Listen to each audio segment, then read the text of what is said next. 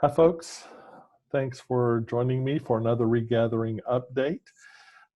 As I'm sure you know by now, our plans to gather in person for worship this coming Sunday, July 5th, have been put on hold.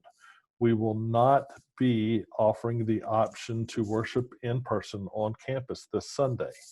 The good news is that we are moving forward with our plans to offer two worship services online, one at 9 a.m., which will be a contemporary service, and the other at 11 a.m., which will be a traditional service.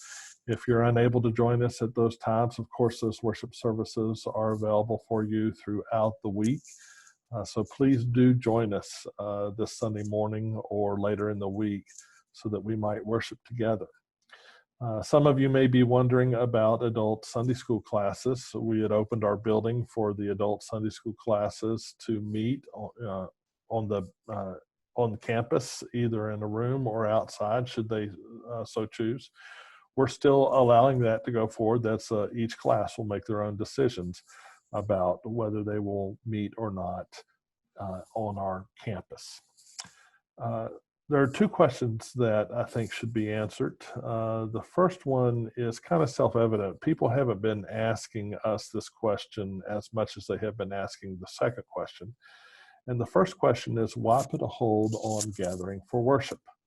Well, all of us know about how the number of COVID-19 cases are increasing in our area. Tune into any national or local news, and you can readily hear that information that seems to be everywhere. But let me share a second piece of information with you. Depending upon your screen, you might have a hard time seeing this, but this is a chart from the Texas Medical Center.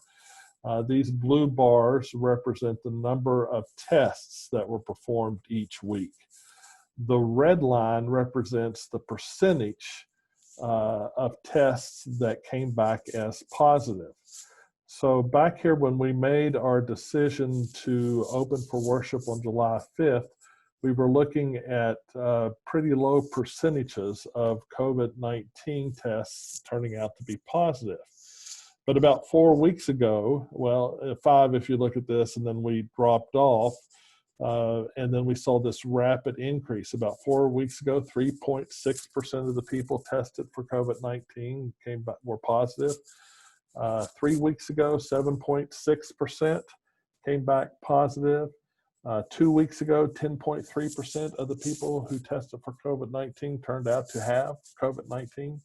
And we don't have the numbers here on this chart for last week yet, but from what I've heard on the news, I'm given to understand that this number has climbed again. So we not only have an increase in the number of cases, but we seem to have an increase in the number of people who are susceptible to contracting the virus.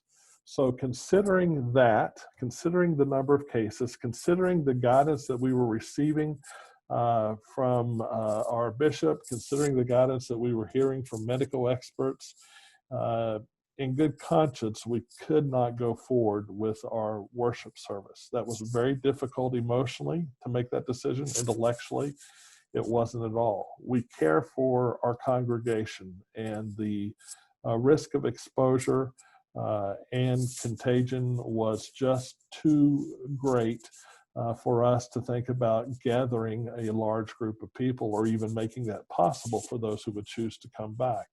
The other part of that is we care for our community. So we didn't want to become one more place that people could gather, maybe contract the virus, and then take it into other places. And so the responsible, loving thing for us to do was to not go forward with our plans to worship in person. So the second question is, when will we offer an in-person worship option? And I wish I could give you a definite date, but we just don't know. As we saw, we have this current trend in our meeting with Dr. Boom and the bishop last week.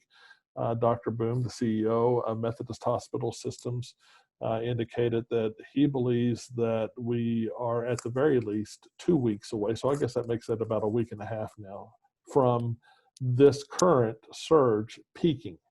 And then it will take it a while for it to start dropping off.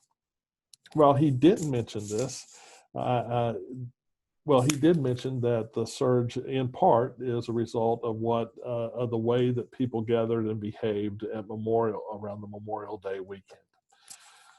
So I don't remember him mentioning this, but we do have another holiday weekend coming up. And so we have no idea what the impact of July 4th, how people will behave, and what the impact will be on the current trends of the virus. It's just unknown and it can't be predicted. And since it can't be predicted, we're unwilling to put ourselves and you through setting a date and then having to back off of it again.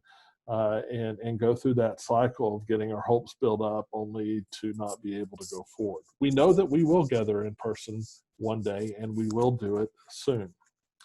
There's a phrase that many people in sales know, and that phrase is this: emotion buys, logic justifies.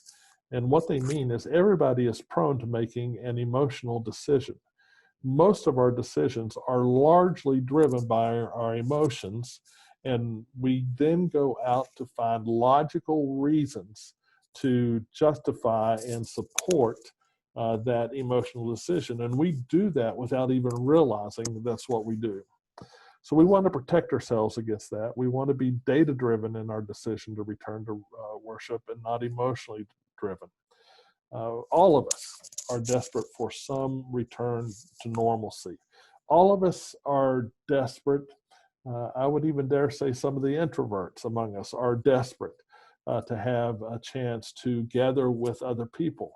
That is a legitimate need, a legitimate desire. God created us as social beings. God created us to be in relationship with each other. So that is a real felt need.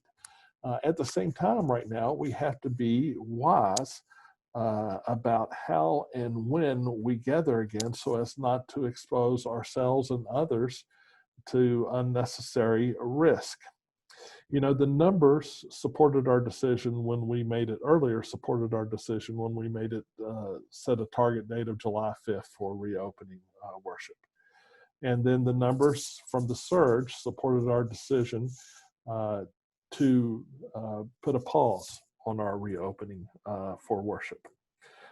And so right now, part of what we're doing is we're trying to gather up what we've learned from all these experiences, what we now know about the virus, and go ahead and define some benchmarks, that things that we have to see before we're willing to regather for worship again. That's what we're working on internally.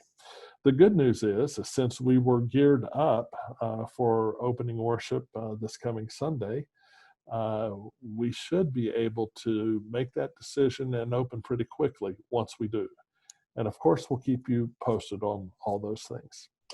I look forward to the day when I can meet you face to face. Most of you know that I came on board as your associate after we were already in isolation and not gathering for worship. So many of you I haven't even had a chance to meet. But I am looking forward to that day, and it will happen. I just can't tell you when. Know that I, Pastor Tony, your staff love you, and we're working hard to make sure that we support you and your relationship with God and how you live that out in all the ways that we can figure out how to do that. So I hope you have a great week. I hope you have a great 4th. And I hope you exercise wisdom and caution in the way that you celebrate our Independence Day.